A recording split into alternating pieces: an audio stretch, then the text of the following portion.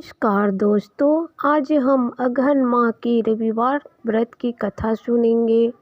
एक साहूकार थे। वो अपनी पत्नी के साथ रहते थे। उनका कोई संतान नहीं था। काफ़ी समय शादी का हो गया था, कोई संतान नहीं हुआ था।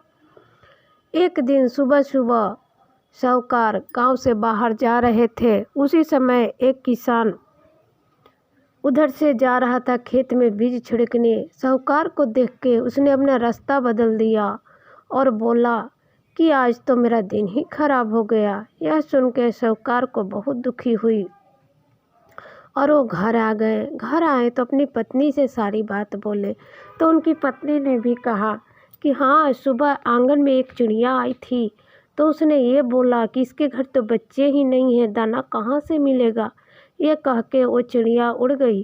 तब दोनों बहुत दुखी थे और सूर्य देव की पूजा प्रार्थना सभी करने लगे, व्रत करने लगे। प्रत्येक रविवार का व्रत करने लगे, अगहन माह के रविवार का व्रत करने लगे। ऐसे करते करते 12 साल बीत गया। 12 साल के बाद सूर्य देव भगवान खुश हुए। एक दिन स्वप्न में साहूकार के बोले कि मैं तुम्हारे पूजा से बहुत प्रसन्न हूँ, तुम्हें मैं एक पुत्री की प्राप्ति कराता हूँ, ऐसा कह के और स्वप्न में बोल के वो चले गए। फिर सुबह जब साहूकार उठा तो स्वप्न के बाद उसे याद आया। कुछ समय के बाद साहूकार को एक पुत्री का जन्म हुआ। साहूकार के घर में एक पुत्री का जन्म हुआ। उस पुत्री जो सूर्य देव के कृपा से प्राप्त थी, वह जब सो के उठती थी तो उसके मुंह से हीरा मोती झड़ते थे सुबह सुबह। ये बात किसी को नहीं पता था, सिर्फ साहूकार की पत्नी को यह बात पता था। वो ना अपने बच्चे को जल्दी उठ के सुबह उठाती और वो हीरा मोती समेट के रख लेती। ऐसे ही दिन बीतता गया। वो जो लड़की थी साहूकार की बड़ी हुई, स्वर्ग गुण संपन्न हुई, वो बहुत सुंदर थी। तो जब उसके विवाह के लिए साहूकार लड़का देखने लगा तो उसकी पत्नी ने कहा, साहूकार की पत्नी ने बोला कि हम लड़की को दूसरे घर नहीं भेजेंगे, ऐसा वर ढूंढिए जो हमारे घर ही आके रहे। तब साहूकार ने सोचा ये अपनी बेटी के प्रेम मोह से कह रही है, इसलिए उसने साहूकार ने एक गरीब घर के लड़के को लाकर अपनी बेटी से शादी करा दिया। लेकिन उसकी पत्नी ने यह शर्त रखा कि मैं सुबह सुबह अपनी लड़की का चेहरा देख के ही उठती हूँ, इसलिए मैं सुबह सुबह आऊँगी लड़की को उठाने। कुछ समय बीतने के बाद ये बातें जो साहूकार के दामाद था उसको अच्छा नहीं लगता था। उसकी सास जो रोज़ रोज़ सुबह सुबह उनके कमरे में आ जाती थी, लेकिन ये तो साहूकार की पत्नी जो थी वो मोहरों के लिए जाती थी। एक दिन साहूकार की पत्नी को ज़्यादा नींद आ गया, वो सुबह सुबह नहीं जा सकी। जब साहूकार का जो दामाद था उठा तो उसने देखा कि उसकी पत्नी के मुंह के सामने हीरे मोती गिरे हुए हैं। तो उसने उठा लिया और वो सारी बात समझ गया कि उसकी सास को अपने बेटी से प्रेम नहीं है, वो तो हीरे मोती से प्रेम करती है। जब साहूकार की पत्नी उठ के आई तो उसने देखा कि उसकी पुत्री तो जगी हुई है। वो सारी बात समझ गई कि उसके दामाद को सारा बात पता चल गया है। तब उसने क्या किया, अपने दामाद को मरवा दिया और उसका मुड़ी काटवा के अपने घर में रख ली। ये देख सूर्यदेव भगवान बहुत क्रोधित हुए और उन्होंने कहा कि जिस लड़की को मैंने वरदान के रूप में इन्हें दिया है उनको ये दुख दे रही है। सूर्यदेव भगवान एक साधु का रूप धारण करके आए और साहूकार की पत्नी से बोले कि वो मुंडी मुझे दे दो, नहीं तो मैं तुम्हारा सारा खिस्सा कहानी सबको बता दूंगा। तब वो साहूकार की पत्नी ने घबरा के वो साधु महात्मा को मुंडी दे दी और साहूकार क्या किए, साधु जो सूर्यदेव भगवान थे साधु के रूप में ले जाके मुंडी को और उसके साहूकार के दामाद के मुंडे शरीर में लगा के अमृत जल छिड़क के उसको जिंदा कर दिया। इधर जो साहूकार की बेटी थी उस दिन रविवार का व्रत था, उसने व्रत किया था, पूजा पाठ कर रही थी।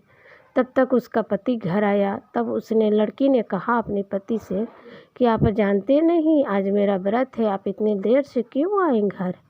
तो तब उसके साहूकार के दामाद ने अपनी पत्नी से सारा का बात कहा और सुना और सारा बात बताया उसकी माँ के बारे में। तब सारी बात सुनने के बाद लड़की भी बहुत क्रोधित हो गई और बोली कि मैं एक पल इस घर में नहीं रहूँगी, और वो अपने ससुराल जाने लगी। उसकी माँ ने उससे माफ़ी मांगी बहुत, लेकिन वो लड़की नहीं मानी और अपने पति के साथ अपने ससुराल चली गई। वहाँ उसने वैसे ही रविवार का व्रत किया, पूजा पाठ किया। धीरे धीरे उन लोग के पास भी धन संपत्ति हो गया और वो सुखमय जीवन बिताने लगे। तो जैसे सूर्यदेव भगवान ने उस लड़की पर कृपा की, वैसा ही सब पर कृपा करे। अब हम सूर्यदेव भगवान की दूसरी कथा सुनेंगे। एक गांव में एक व्यक्ति रहता था, उसका नाम रामू था। उसकी पत्नी रहती थी, उसके 2 बच्चे थे। दोनों का विवाह हो गया था। तो जो बड़े वाला लड़का था वो नौकरी करता था, कमाता था, इस कारण उसकी पत्नी बहुत घमंडी थी। और जो छोटा वाला लड़का था वो कोई भी काम नहीं करता था, लेकिन उसकी जो पत्नी थी वो बहुत गुणी थी, सुंदर थी, घर का सारा काम करती।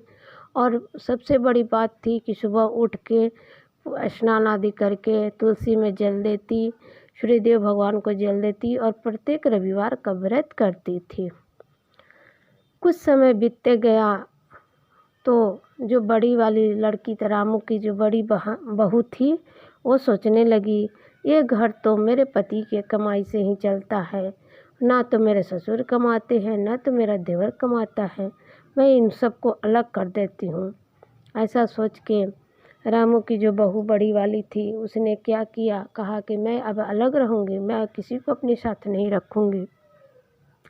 और उसने बंटवारा कर दिया। छोटे वाले अपने देवर में अपने सास ससुर ननद सबको भेज दिया और घर का आधा आधा बंटवारा कर दिया। खुद अपने पति के साथ रह गई। तब जब बंटवारा हो गया तो छोटी बहू बोली कि देखिए दीदी, आपने तो सब कुछ दे दिया, बस एक चीज़ और दे दीजिए। तब बड़ी वाली बोली, बहू क्या चाहिए तुम्हें? तब उसने कहा कि जो आपके पास सूर्यदेव भगवान का जो फ़ोटो हो, या तो वो मुझे दे दीजिए, नहीं तो मुझे वहाँ आके पूजा करने का अनुमति दे दीजिए। तब बड़ी वाली बहू लचक झटपक के गई और वो फ़ोटो उठा के ला के छोटी वाली को दे दी। अब छोटी वाली अपना वही नियम अपनाती, रोज़ उठती, पूजा पाठ करती, व्रत करती, अगहन माह में भी व्रत करती, रविवार का प्रत्येक रविवार को व्रत करती।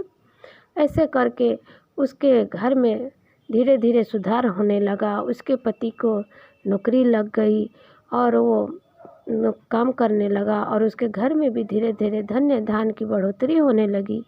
इधर जो बड़ी वाली बहू थी वो तो थी ही घमंडी और आलसी। उसका धीरे धीरे घर में संपत्ति ख़त्म होने लगा। उसके आदमी का नौकरी भी छूट गया और वो गरीब स्थिति में आ गए। और इधर ये जो छोटी वाली थी उसके घर में अपने सास ससुर की सेवा करती, अपनी ननद को प्यार करती, सबको एक साथ रख के और अपने घर में एक सुखमय जीवन बिताने लगी। तो सूर्यदेव भगवान की कृपा से उसके घर में धन्य धान की कमी नहीं हुई।